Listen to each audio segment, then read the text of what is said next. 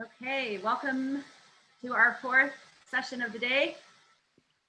As you are entering the room, if you don't mind using the chat box to just let us know what city or what country you're joining us from today, so we have an idea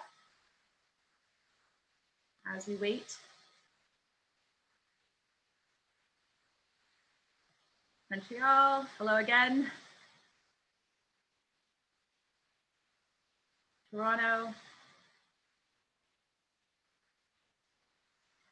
Emeryville. Toronto, thanks for joining us.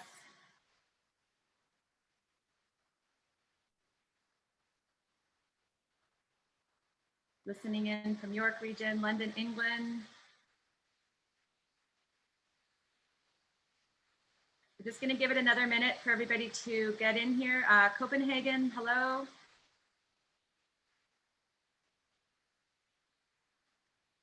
If you're just joining us, feel free to just type in the chat box where you're coming from. India, welcome. Vancouver. We're just going to give it another minute. We have Milan, London, England.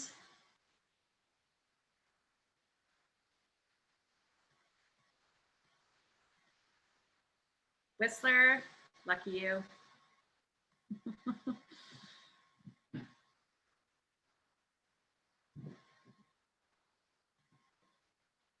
Okay, just give it another minute.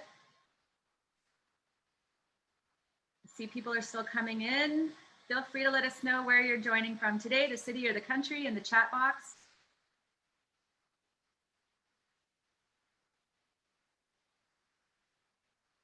Don't be shy.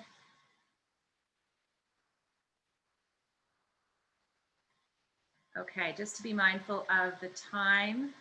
Delaware, Berlin, welcome. I am going to kick things off.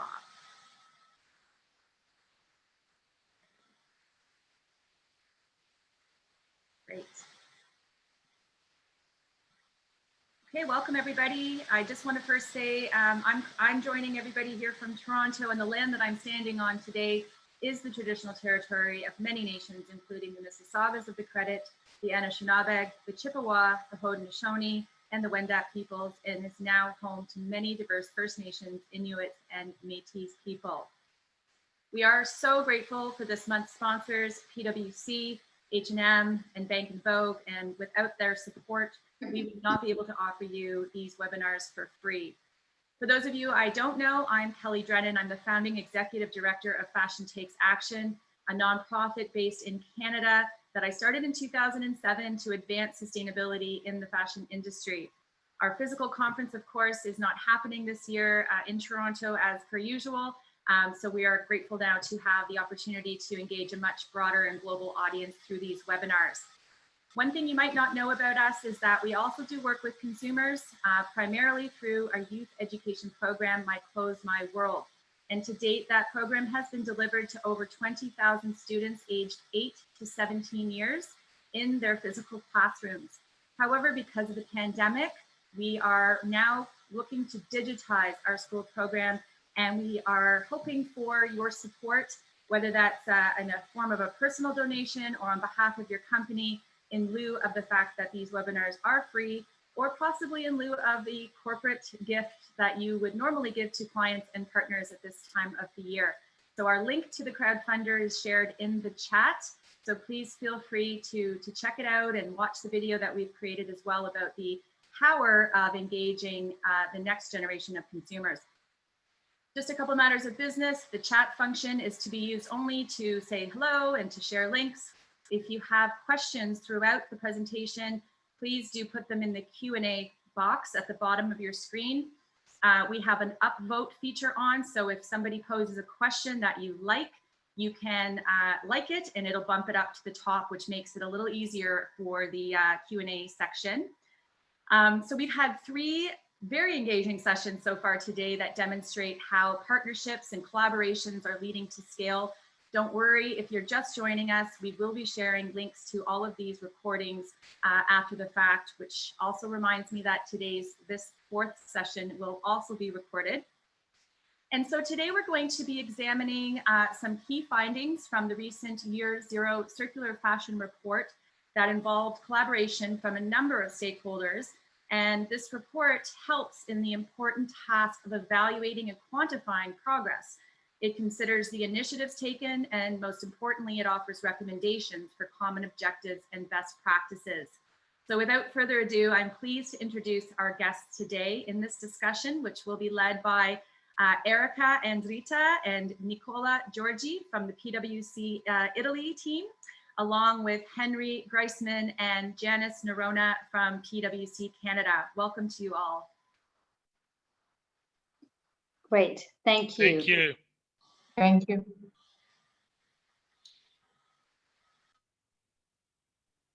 So over to you, Erica, to present the Year Zero Circular Fashion Report.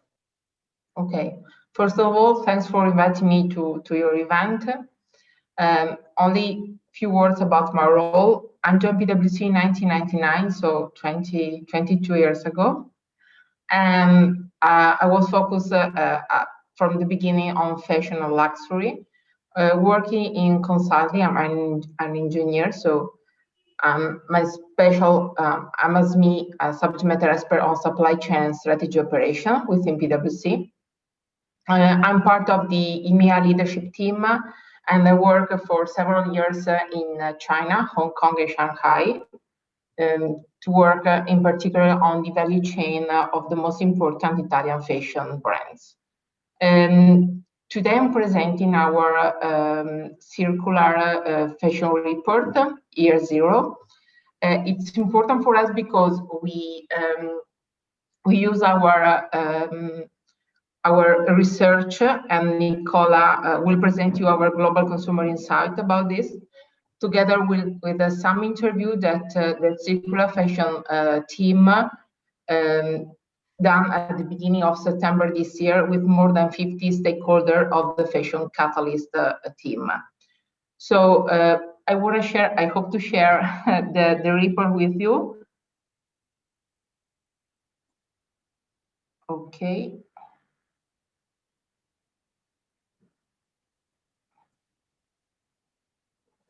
This is the first year. You can download, and of course, Janice can send to you the link to download the report. Okay, can you see it? Yes, we're good. Great. So I wanna give you only two messages regarding this report. It's a long report, more than 40 pages. So I don't wanna go through all the pages, but only to focalize on two major priorities. The first one is why circular fashion is important, and what for us is circular fashion industry versus circular economy. So, as mentioned before, we interview more than 50 subject matter experts within the circular fashion industry, and this is what they told us regarding what is circular fashion for you. So we are discussing about how to move from a linear model of fashion, which is the model of take, make, and waste, which is the linear actual model of fashion, to a circular one. So it's very important to focalize the circular on how to prolong the product life cycle, but of course also how to reduce waste. And then I want to go through 2 minutes to give you why it's important to reduce waste, and why fashion industry is one of the most important sector that could work to have a sustainable world in the near future. Of course, reduce waste and have a more long life for our product life cycle. It's not only the goal, but it's mandatory for us. But what is important is to reinvent the business model. That's the reason why we believe that to be more sustainable in the near future, and to have also a circular fashion business that will increase maybe their turnover in the near future compared to the the actual business model of fashion, it's important.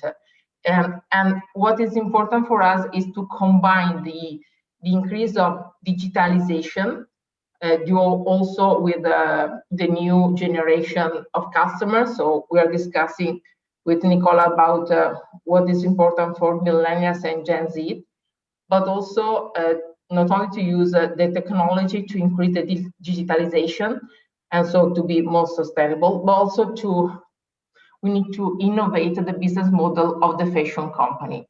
That's the reason why we include in this report also an important result from a global fashion tech startup bootcamp with the global acceleration focused on fashion that we support still the beginning.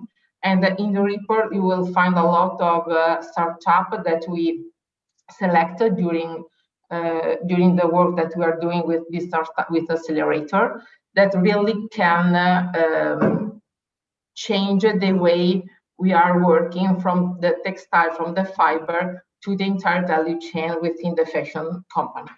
So after giving you what is circular fashion for our SME, I want to give you why it's important that fashion should be more sustainable and circular in the near future. This is a figure that we found, the source is the World Economic Forum. So what we know is that the fashion industry is the second largest industry that using, for example, water. And so it's very important for us to reduce water to be more sustainable in the future. I want to give you some example about this. For example, as regards the use of course, the water, we know that to do, for example, to produce one cotton shirt, so one cotton shirt, it takes about 600 gallons of water, and it means it's enough water for one person to drink at least 8 cups per day for 3.5 years. And if you want to produce a pair of jeans, only a pair of jeans, it takes about 2,000 gallons of water. That's more than enough for one person to drink 8 cups per day for 10 years. So taking account the number of jeans that this industry is producing, and of course the number of cotton shirts, it's very important that we all together try to use different way to produce a shirt and to produce jeans that can reduce the consumption of water, also for the planet. A practical example about this in the RLC. So in Uzbekistan, for example, cotton farming use up so much water from the RLC that is dry up after about 50 years. It means that once one of the world's 4 largest lakes, so the RLC, is now little more than desert and a few small ponds. It's not possible to have an industry like the fashion that are consuming and using as such quantity of water also for the future. Taking account that from 2000, the quantity of clothing that were produced doubled in less than 20 years. And we are expecting that also the quantity of production will increase in the near future, taking account the level of consumer and consumption that we have, for example, in Asia Pacific. So it's very important to try to innovate and also to reuse from the fiber to the packaging to other stuff within the value chain to be more sustainable. The first figure is about the percent of textile that go into landfills each year. It's a quantity that it's enough to fill the Sydney Harbour annually. So we need to find a solution. We need to find how to reuse the textile to produce more garment rather than only one item per year. And the last, it's about the microfibers. You know that this industry uses a lot of polyester microfibers. So World Economic Forum defined that 500,000 tons of microfibers go into the ocean each year by washing, which is the equivalent of 50 billion plastic bottles. That's the reason why we want to work and also engage more companies and more stakeholders to have really a circular fashion in the near future that will increase reducing the use of material from fiber to packaging and of course water to have a sustainable planet for the future. This is only the beginning start point. So going more in detail about the circular economy, what is important for us is how the ecosystem of the fashion will change in the near future. We represent here which are the major stakeholders. So we are discussing about how to engage the community, how to engage the final customer to reuse the item, how to work on the supply chain to have materials which are more sustainable, that could be recycle, reuse, and could be biodegrade, of course. And but it's important that we start from brand and from how the design, how we are designing the product. So all these pieces are connected, but it's very important that from one side, the company, so the manufacturer, we are investing, such as Caring other group are doing, in new material.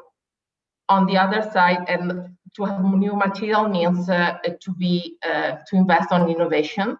On other side, it's important that also the final customer will understand the value of having a reuse products rather than a new one.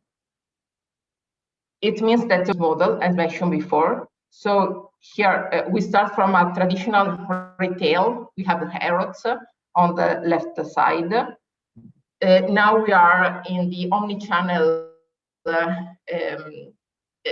arena. So Amazon or other omni-channel retailer.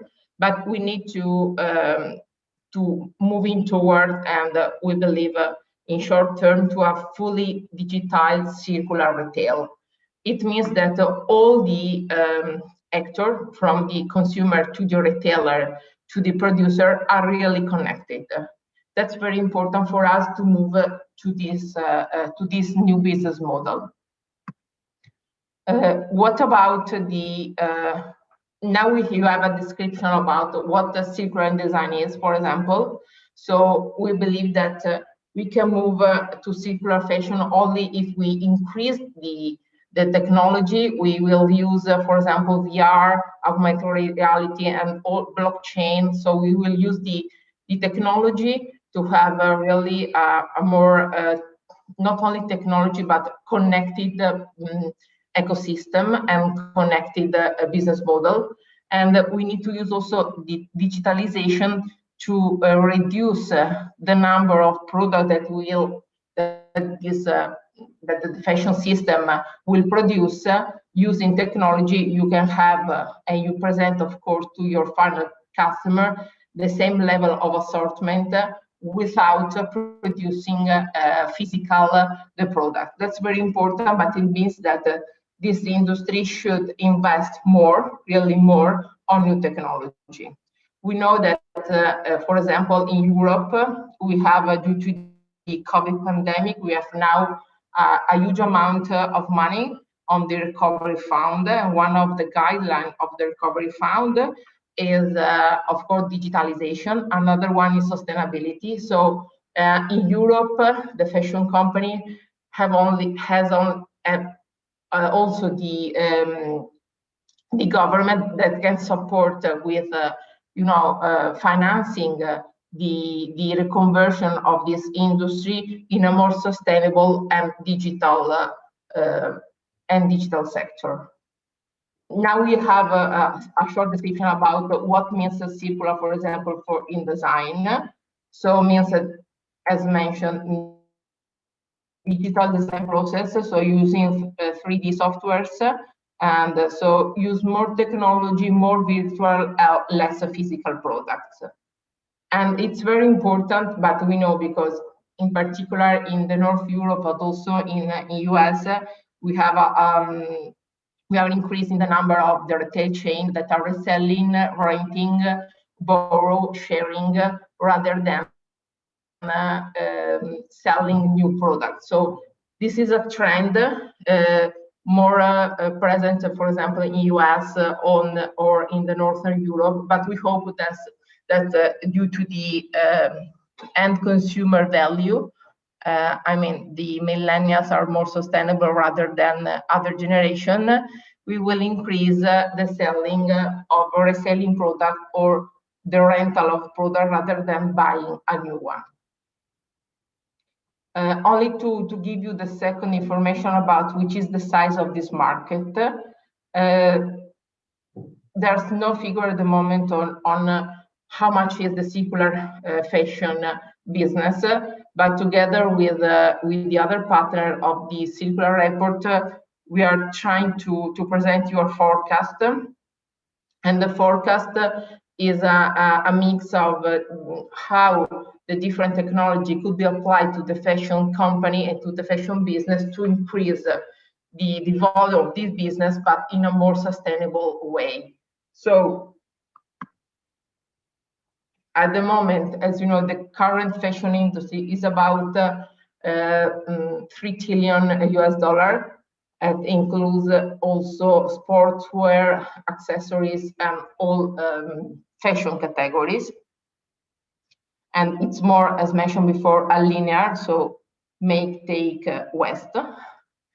And what we are thinking is that the use in the near future of the new technology could grow the market, so the entire fashion market, and could increase on more than $5 trillion US. Why? Because we believe that the use of digitalization and technology, but also the acceleration that, for example, the digitalization has in Asia Pacific and in the country in which the fashion is one of the most important things to buy when you are after a pandemic. So it's very important for the end consumer. We believe that this business can really increase not only in the quantity, but also in the value for the planet. So why we believe that we will be in 10 years, in 2030, from 3 trillion to more than 5 trillion market value. Because we believe that several opportunities, here we have the number, but I want to go through some specific action. For example, the eco-fiber market. As mentioned, we need to change the entire value chain, starting from the textile. Textile is really important to have a more sustainable end product and, of course, a fashion brands product.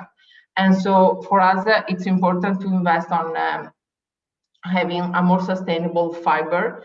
And we know that the market will increase because all the textile and fiber producers are moving to the chemical fiber to a more sustainable fiber market. So we believe that this will be a trend that will increase the market in the future. Then we know that, for example, in Europe, there's we are working a lot of several opportunities for recycled materials. And so the recycle is one of the trend that could increase the market of the fashion to be more sustainable. On the other side, we know that also the global luxury packaging market will increase in the coming years.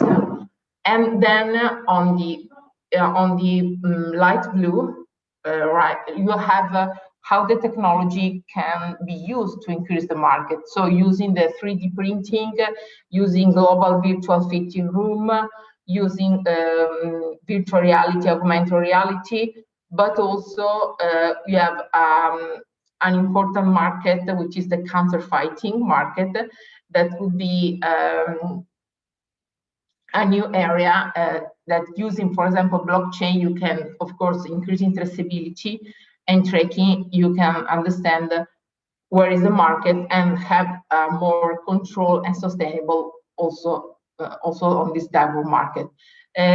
When we are discussing about virtual fitting, VR, digitalization, I want to give you an example about the Fashion Week here in Milan. Last July, for the first year in the history of the Fashion Week in Europe, I believe, there will be a Fashion Week that was completely on digital, rather than to have a physical fashion show. And they increased the number of buyer and visualization. More than 45 million of buyer and consumer had access to the fashion show, and more than 200 designers present their product to the entire world. So the digitalization means for us to reduce the physical product, to increase the global visibility, and so also the market can grow using this type of technology. Going through the green row, we know that there's other opportunity to be more sustainable in the near future. So we know that resale, for example, will be double in the next 4 years. In particular in the US and in Europe. We know that the global fabric care market will increase their size in the coming year, and also dry cleaning and laundry service market size will increase. So there's several also services and that could be used to increase the market in a more sustainable way rather than on the actual linear business model of fashion. Then you have here a detail on each type of technology or each type of opportunity from resale to eco-fiber. And so you can have a more detailed information about this topic that could increase the market. What mentioned before is the change of the business model. So from linear to circular, it means that the fashion ecosystem also will accelerate on specific business models, such as subscription model. So subscription means that, for example, you have monthly fee for subscription services that, of course, could be used also to have the right quantity on the right type of product that you need, rather than to have an amount of quantity of product that you never use. So the reselling is another model that will be increased in the future very, very faster. And we believe that also takeback program or other business model will increase the fashion system in a more really circular and sustainable way. Going through the report, only to give you another KPI regarding the carbon emission. You know that the linear fashion, so the actual business model fashion, has a huge impact on the carbon emission. I have an example for you. So what we know is that the fashion industry is responsible for 10% of the carbon emission. That's more emission than all international flights before COVID and maritime shipping combined at the world level. So it means that this system should change a lot to reduce the carbon emission.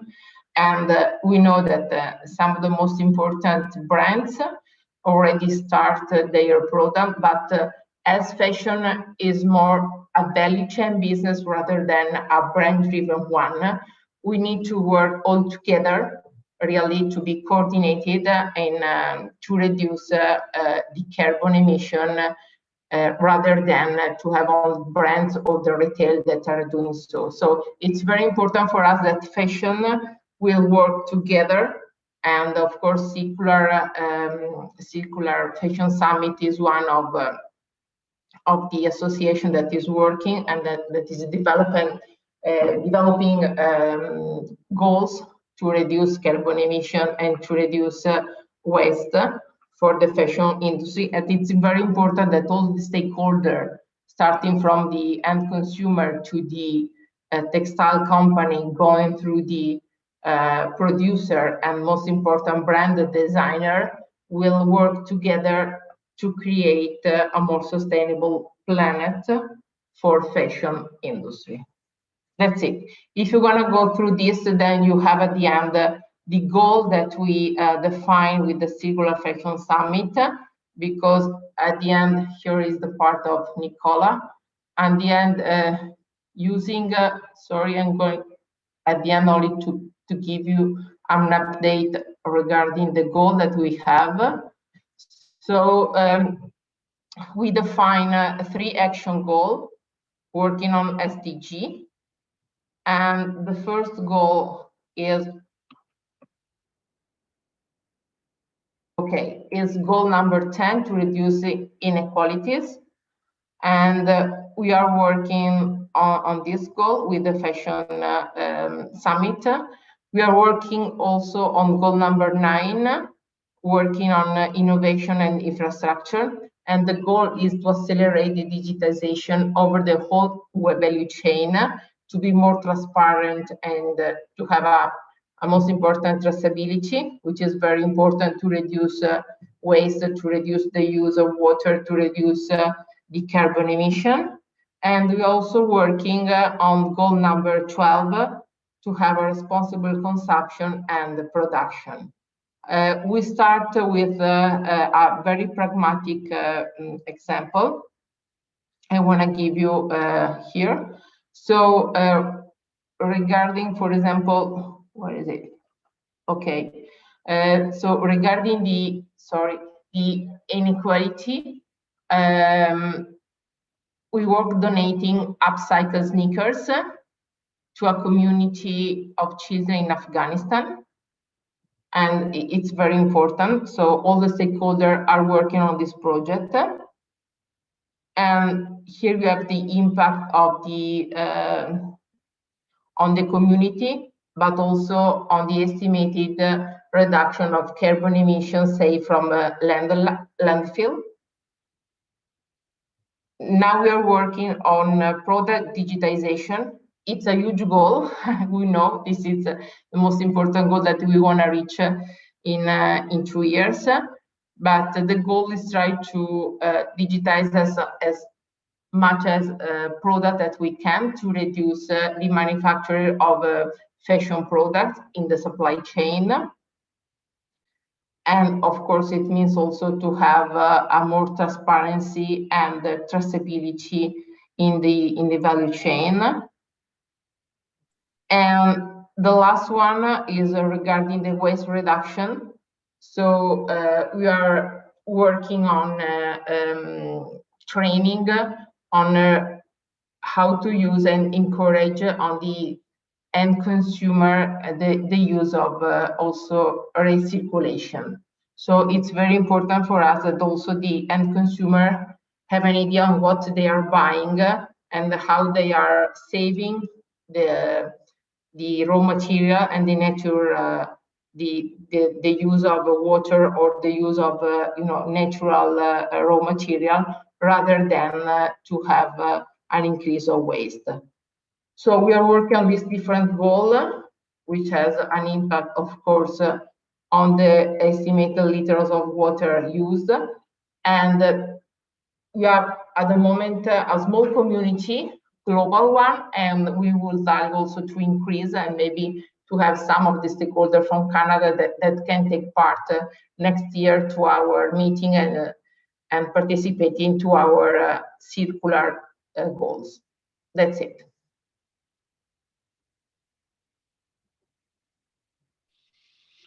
Okay, so thank you, Erica. And I mean, it's always interesting, and I'll try to connect now in order to reach a common understanding about circularity to the changing customer behaviors. So let me share my screen.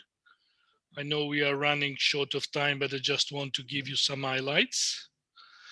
So what you are running is a global consumer survey, which is something that we run every year. And of course, I mean, what we did this year is that we have run the survey twice. So we've run before COVID, but also we made a check after COVID with 4,400 respondents in 27 countries. And you see that the age split is pretty even, because we really want to understand the behavior of all customer ages. So I'll not take you through the methodology, but I'll just take you through the main takeouts. What is very important is that the research is showing that the consumer behavior has been accelerated by COVID. It goes without saying that, I mean, people feel insecure, and at the same time, they feel more concerned about the environment in general. So what you see is that 45% of the people, or the respondents, declare that they would avoid the use of plastic whenever possible. So, of course, most of the countries will have a decrease in household income, and the expected decrease in income is also reflected in an expected decrease in spending. What is very important to say that the southern part of the world is expected to be more affected than the northern part, where of course the economy is a little bit more solid, and that where the concerns about the outcome of the COVID are a little bit different. So the current situation of COVID has impacted the consumer spending to a great extent. What does it mean? That the spending in grocery has gone up, and the spending in clothing has gone down. When it comes to food pickup and delivery, we see different trends depending on the countries. But at the moment, this is not very important, because we know that this is going to change as well. At the same time, mobile shopping is clearly accelerating. We don't have to say about that. Mobile shopping was already strong, but it's getting stronger. And also the use of smartphone, despite of the fact that people are staying home, is increasing, because people are living more often with their devices. The changing behaviors are accelerating the trends, and what we see is that 43%, so almost one person out of two, is expecting businesses to be accountable for the environmental impact. So they don't say that, let's say, sustainability is just a task that is assigned to, let's say, the government to rule or regulate it, but they expect businesses to be accountable for the environmental impact. What does it mean? That we see, first of all, there is a decrease in the income, and also the spend goes down, as we said. So people are more cautious, and they are also more interested in knowing what they're going to buy and what is the impact on the environment. Clothing and footwear have experienced the biggest decline in spending. So clothing and footwear is the most impacted, and at the same time you see the sports equipment and also restaurant food, of course, is going down. What is a little bit more resilient is health and beauty products, even if we experience a very strong uptake of the concerns about the sustainability. Just let me go through this, and what you see that when it comes to people, and when it comes to asking them who is responsible for, let's say, regulating the behavior when it comes to sustainability, 34% of people say that it's a task that should be taken and carried out by the government. And this is very true for, let's say, the active adults. So you see 35% of millennials and 36% of Generation X. This was cited as the most important, let's say, task to be done by government in most of the territories. But 22% of people cite that the manufacturer, the retailer, and the brand are responsible for doing that.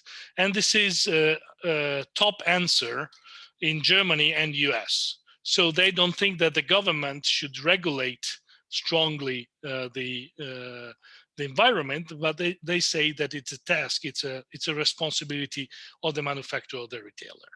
And this is pretty true amongst the baby boomers and the greater generation. So the oldest part of the society think that it's about the manufacturer and the retailer to do that. 21%, so very close to the other answer, think that it's a responsibility for the consumer himself. And this is true, especially in those countries where, let's say, the government is not strong enough. So of course, there is a personal responsibility when it comes to doing that.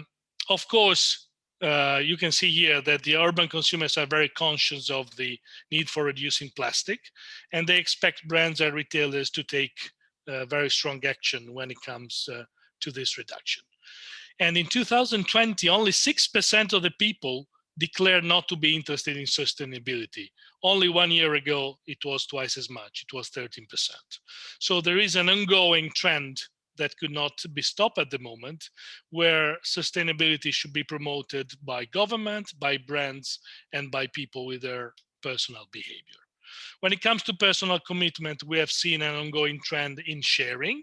And when it comes to sharing, we are talking about sharing economy. So we're talking about different industry. We're talking about cars, as well as technology, as well as clothing and footwear.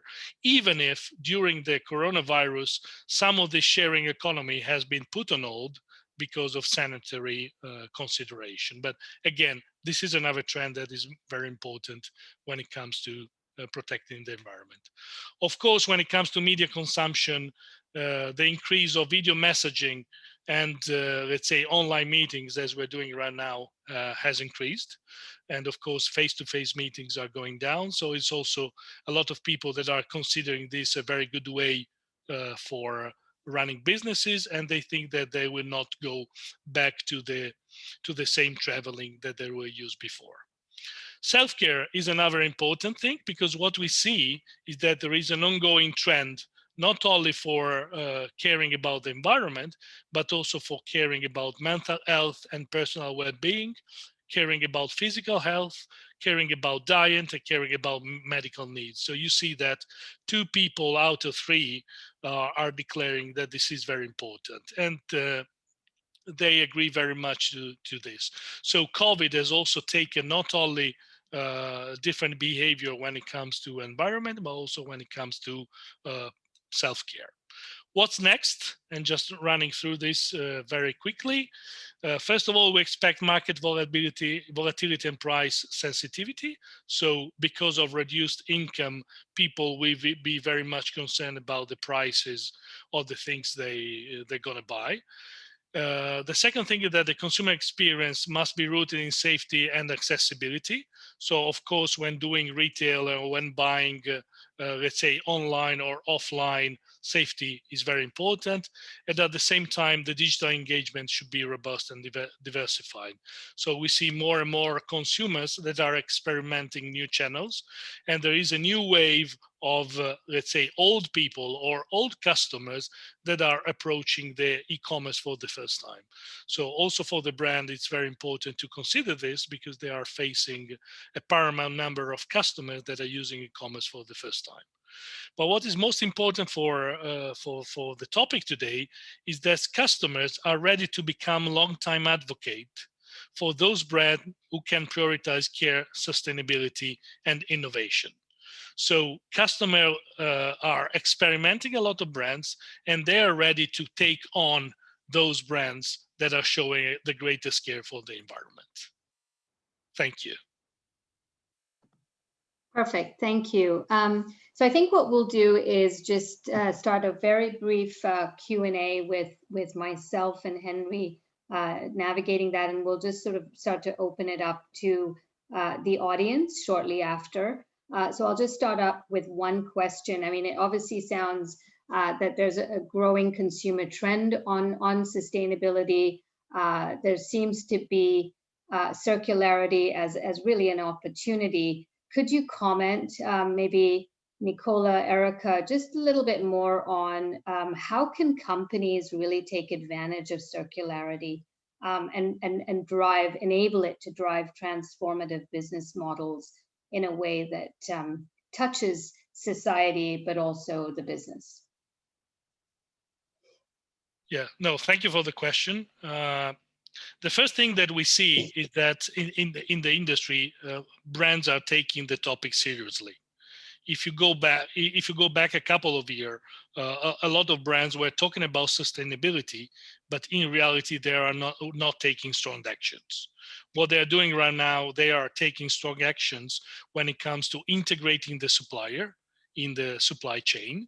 And of course, the use of technology and the use of digital is very important here, especially when it comes, for instance, to tracking where the materials are coming from. This is true for every segment of the market. It goes from top luxury to medium brands. Some brands are still struggling because when the price is very low, it's not easy to get all those investments that are needed there. But at the same time, they recognize that they have to do something, especially because there is an ongoing, let's say, trend from the consumer to think about fast fashion as not a sustainable business. So buying less and maybe more sustainable stuff. Henry? Yeah. So some interesting observations today, Nicola and Erica, from the PwC Italy report. Janice and I are in the Canadian market, and I must say that any of the client presentations and discussions that we've had, especially with the apparel retailers in the last just the last couple of months, sustainability keeps coming up. I mean, we actually ran our own survey in Canada on the holiday outlook and found, interestingly enough, that 87% of respondents from all the generations felt that how goods were packaged and whether or not the packaging actually had any dimension of sustainability was really important to them in their purchasing. So it brings me to the next question for you, that the data that we see in the report that you presented today would be very interesting for companies. And I'm curious, how are the European companies using this data? How will they use it? And what changes do you feel that they'll be making within their own companies to recognize what's being shown in the report? Erica, do you want to take this question? Okay. As regard how the European countries use the data, we have, as mentioned before, two different trends. We have the government that are pushing the fashion industry agenda, not only the fashion industry, but the industry agenda on being more sustainable and being more digital. So if the fashion system wanna change the business model very quickly, they need investment, they need money, and also not only the government, but also the financial institution, the most important banks, are asking to develop sustainable reporting and to track and to measure the reporting, for example, on reduction of carbon emission, on reduction on using the consumption of water. So it means that it's not only a fashion topics, but it's more an ecosystem priority. So we know that the consumer are changing the way they are purchasing, and as Nicola mentioned, less product, more sustainable products. So it's very important that also the fashion system will go through our report, not only because it's our report, but we try to collect the most important KPI and what is happening also from digital to innovation that can be used to implement very quickly a new supply chain, a new footprint, and of course also to share the investment to be more sustainable with other fashion companies. Nicola, do you want to add something? No, yeah, I think you said it all, and I think it's we're getting a lot of questions from the audience, so exactly. I would open up to them. Perfect. So maybe we'll do that right away. And I'm going to start with Miguel Sanchez. He had sort of a really interesting question. If you invest in new designs that make clothes more durable, probably those materials will actually be harder to recycle afterwards. So how can we solve this dilemma? Oh, I can take this question. I would say that this is not always true. I mean, the big dilemma now, especially amongst younger audience, is they follow fast fashion, so they buy every season. They buy stuff that they can wear 3 times and they throw it away. So I think the question here is, how can we educate those consumers to buy something that is more durable, which doesn't mean that it's harder to recycle. If you buy a cashmere sweater, instead of buying 5 polyester sweaters, those 5 polyester sweaters would last a season, and the cashmere would maybe last for 30 years. So this is the thing. So and after 30 years, I mean, you can get good use of that. The other thing is that there are a lot of pieces that are the so-called investment pieces. I'm not saying only about super expensive stuff, but there are a lot of accessories that are made with leather. I think we need to get back to that culture that was our grandma culture, where you can repair stuff. There are a lot of items that are, everybody's talking about vintage. And I think that a 20 years old bag sometimes is much better than a brand new one. It's also a matter of getting back to that situation where you can really repair stuff. And think about shoes. I mean, it's another important thing. So I don't think it's just a matter of making, I don't agree about the fact that clothes that are more durable are not recyclable. We are not talking about making sweaters in iron or other indestructible materials. We are talking about using natural material that can last forever. And of course, the way you manufacture those garments, it's important as well. Perfect. And Nicola, from the audience, we have Sabine Weber, that writes that a denim jeans without lycra or elastane is more durable. So maybe you can use other materials, and these are easier to be recycled. So yeah. No, the big topic here is how you can. Some materials can be recyclable, but when they are combined, they are not recyclable anymore, because there is no process for recycling that. For instance, there are some glues that you're using for your sneakers that could not be recycled. So there is a big path that has to be taken by brands, because if you just claim that you have a recyclable sole or a recycled sole, but you glue it to the upper part of the shoe with a glue that is not recyclable, I mean, the overall result is that it's not recyclable as well.